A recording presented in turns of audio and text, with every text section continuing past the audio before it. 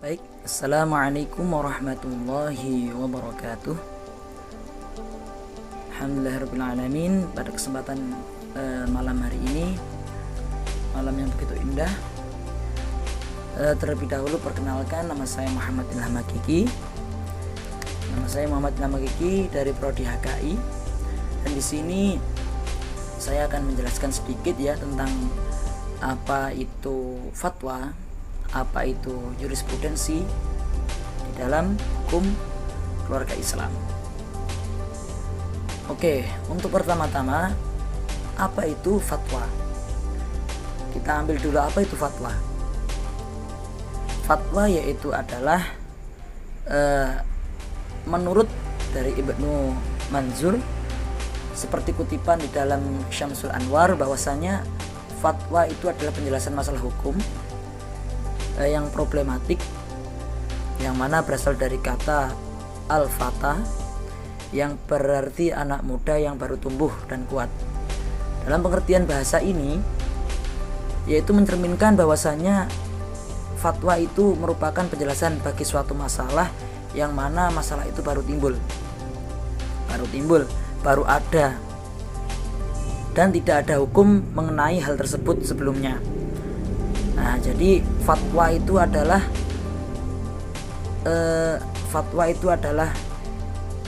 penjelasan. Fatwa itu adalah penjelasan. Kan kita sudah sering ya mendengarkan fatwa dari ulama, fatwa dari sana dari sini. Itu adalah sebuah penjelasan.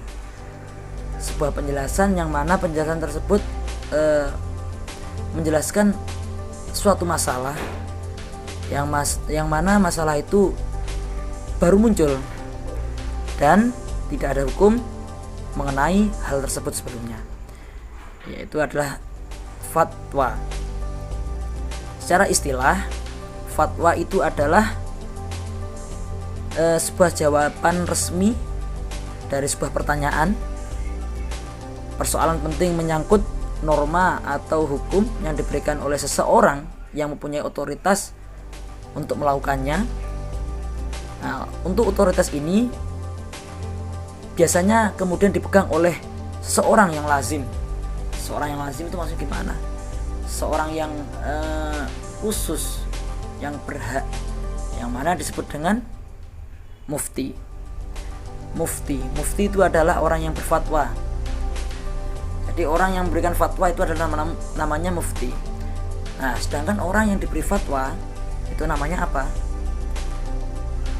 Untuk orang yang diberi fatwa yang diberi fatwa itu namanya adalah mustafti. Orang yang memberi fatwa namanya mufti, orang yang diberi fatwa namanya mustafti.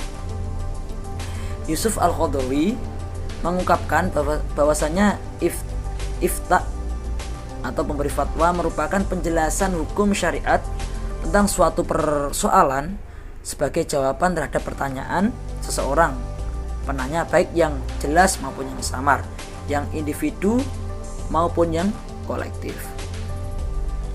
Dan lanjut, nah sekarang waktunya penjelasan tentang jurisprudensi.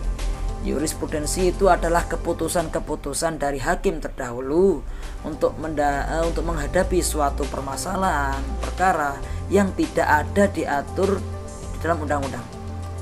Bahwasanya undang-undang itu tidak mengatur permasalahan-permasalahan tersebut, perkara-perkara tersebut. Yang dijadikan apa? Yang dijadikan sebagai pedoman bagi para hakim yang lain, untuk menyelesaikan suatu permasalahan atau perkara yang sama. Dan itu adalah yang dimaksud dengan jurisprudensi. Jadi suatu keputusan hukum terdahulu untuk menghadapi suatu perkara, permasalahan yang tidak diatur dalam undang-undang, dijadikan sebagai pedoman untuk para hakim-hakim yang lain. Untuk apa? Untuk menyelesaikan perkara yang sama perkaranya. Itu namanya jurisprudensi. Nah, perlu kita tahu bahwasanya lahirnya jurisprudensi dikarenakan adanya peraturan undang-undang yang tidak jelas undang-undangnya, atau bisa dibilang masih kabur, masih remang-remang, sehingga menyulitkan untuk para hakim. Untuk menyulitkan apa? Dalam membuat keputusan mengenai suatu perkara, untuk mengenai suatu permasalahan. Jadi seperti itu. Dan hakim dalam hal ini membuat suatu hukum baru. Suatu hukum baru dengan mempelajari putusan hakim-hakim terdahulu untuk mengatasi perkara yang sedang dihadapinya. Jadi putusan dari hakim terdahulu ini yang disebut dengan jurisprudensi. Jadi seperti itu. Dan hal tersebut itu boleh. Kan banyak ya perkara atau permasalahan dari para hakim itu banyak sekali yang datang ke hakim dengan permasalahan atau perkara yang itu hakim sulit untuk memutuskan. Maka dari itu hakim mengambil hukum, hakim mengambil keputusan, hakim mengambil keputusan dari hakim-hakim terdahulu yang mana dibuat atau dijadikan untuk menghadapi perkara tersebut, yang mana perkara tersebut sama. Jadi seperti itu. Jurisprudensi itu diciptakan berdasarkan Undang-Undang tahun 48, berdasarkan Undang-Undang nomor 48 pada tahun 2009, yaitu mengenai kekuasaan kehakiman.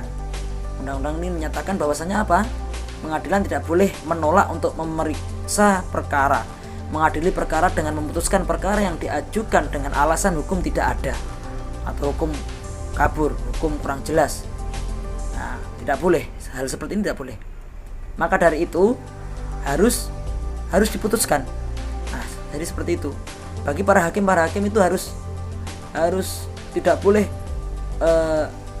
sulit untuk memutuskan atau memutuskan dengan putusan yang tidak jelas. Nah, tersebut tidak boleh. Melainkan wajib memeriksa serta mengadilinya. Jadi harus ada putusan untuk mengenai perkara tersebut. Hakim diwajibkan untuk mengadili, mengikuti dan memahami keadilan dan nilai-nilai hukum yang tumbuh dan berkembang di dalam masyarakat. Oleh karena itu, jadi hakim itu harus cerdas, harus cerdik, harus pandai untuk menyikapi permasalahan perkara-perkara yang datang ke hakim. Jadi tidak boleh ketika ada perkara yang datang terus hakim, wah ini sulit ini perkaranya ini. Nah, tidak seperti itu. Jadi harus ada keputusan. Pada saat itu harus ada keputusan.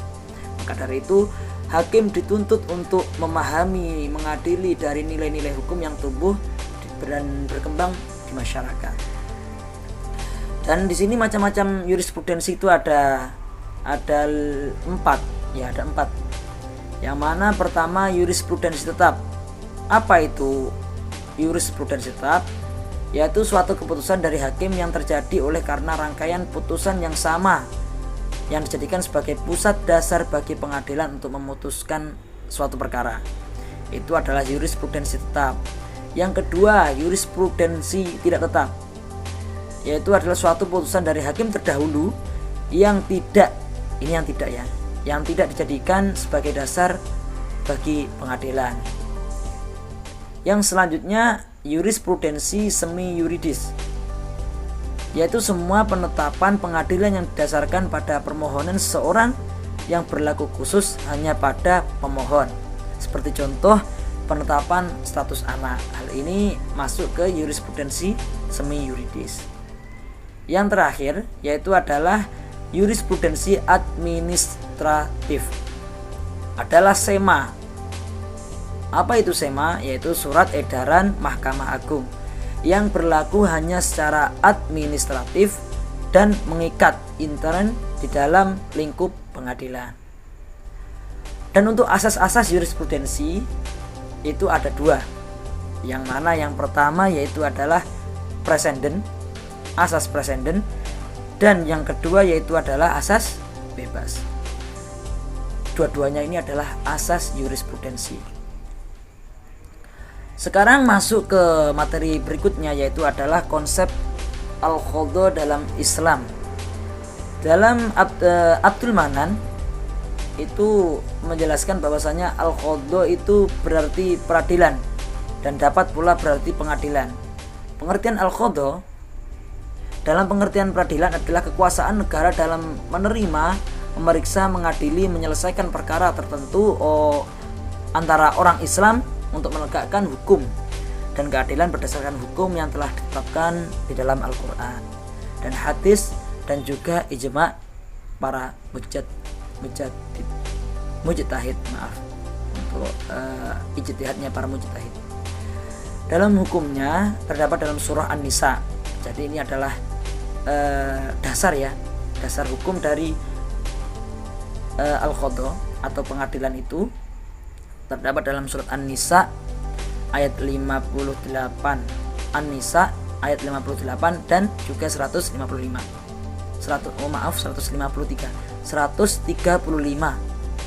ayat 58 dan 135 dalamnya, dan juga dasar hadis yang diriwayatkan oleh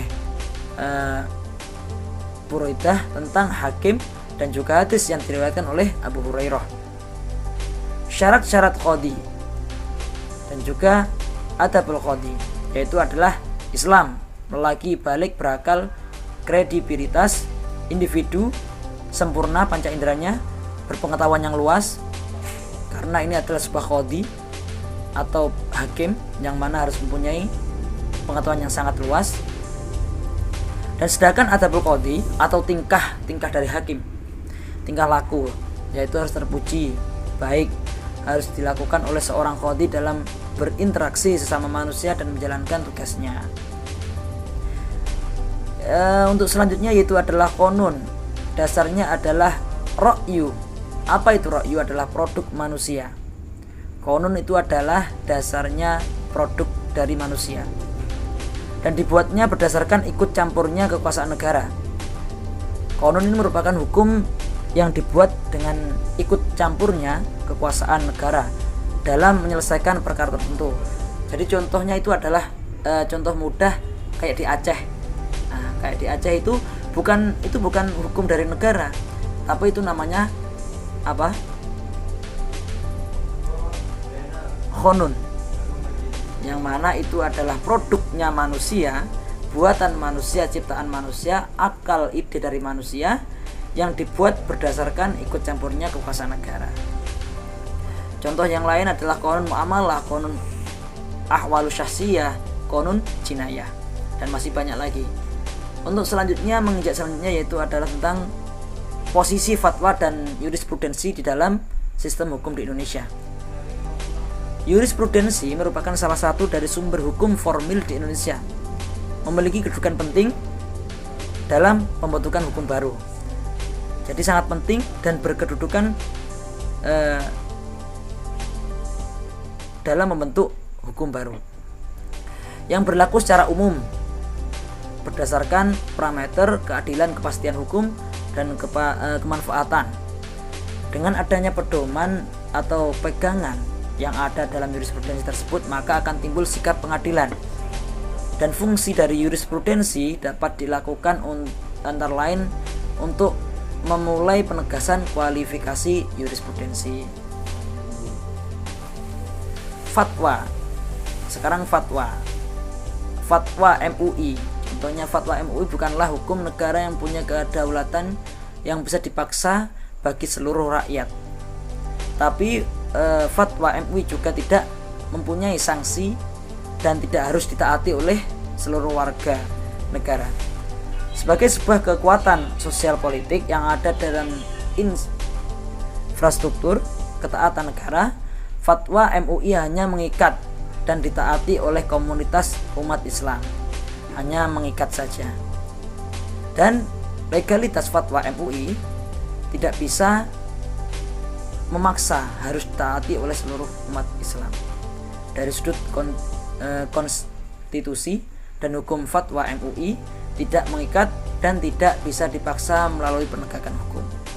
Itu adalah dari fatwa. Tadi jurisprudensi sudah, fatwa sudah. Sekarang kita masuk ke materi selanjutnya, yaitu adalah Basul Masail. Dalam Bathul Masail ini adalah forum yang membahas tentang sebuah masalah-masalah yang belum ada dalilnya dan belum ketemu solusinya. Maka dari itu masalah tersebut digali oleh para ulama. Untuk masalah Bathul Masail ini, di dalamnya itu sangat banyak sekali permasalahan yang meliputi tentang keagamaan, ekonomi, politik, budaya, dan masalah-masalah yang lain, yang mana masalah tersebut berkembang di dalam masyarakat. Untuk masalah Bathul Masail tersebut dicarikan solusi-solusinya yang diambil dari Kutubul Mu'tabarah. Di kalangan NU, Bathul Masail ini merupakan tradisi, sebuah tradisi dari NU, terutama dalam lingkup pesantren. Karena apa? Karena Bathul Masail ini sudah berkembang lama sekali sebelum NU itu ada. Jadi sebelum NU itu lahir, Bathul Masail ini sudah berjalan aktif. Sebagai apa? Sebagai praktek hidup di dalam bermasyarakat. Karena apa? Karena bermasyarakat itu banyak sekali problem atau permasalahan-permasalahan yang mungkin permasalahan tersebut belum terpecahkan. Maka dari itu Bathul Masail ini berjalan di kalangan Nahdlatul Ulama, terutama di situ. Jadi untuk apa? Untuk menggali suatu permasalahan dan untuk dicari solusinya. Sekarang masuk ke majelis tarjih. Majelis tarjih dalam usul fikih merupakan proses analisis untuk menetapkan suatu hukum dengan dalil yang kuat. Kuat namanya rajih. Lebih tepat analogi dengan lebih kuat maslahatnya. Di Muhammadiyah, tarjih mengalami perluasan pada makna. Tidak sekedar untuk menguatkan dalil, untuk pilih-memilih antara pendapat yang sudah ada, tapi tarjih identik dengan ijtihad itu sendiri. Majelis tarjih lahir pada tahun 1927 dalam Kongres Muhammadiyah yang ke-16 di Pekalongan atas usul Kiai Haji Mas Mansur. Ijtihad yang dilakukan tidak hanya merespon permasalahan hukum syar'i, tetapi juga berbagai permasalahan yang dilihat dari sudut pandang Islam yang lebih luas. Adapun kegiatan tarjih adalah serangkaian aktivitas intelektual dan kemanusiaan dari sudut pandang agama Islam. Dan mungkin cukup dari situ dulu penjelasan dari saya. Kurang lebihnya mohon maaf, dan bila mana ada perkataan atau tutur kata yang kurang tepat, kurang berkenan, saya mohon maaf yang sebesar-besarnya.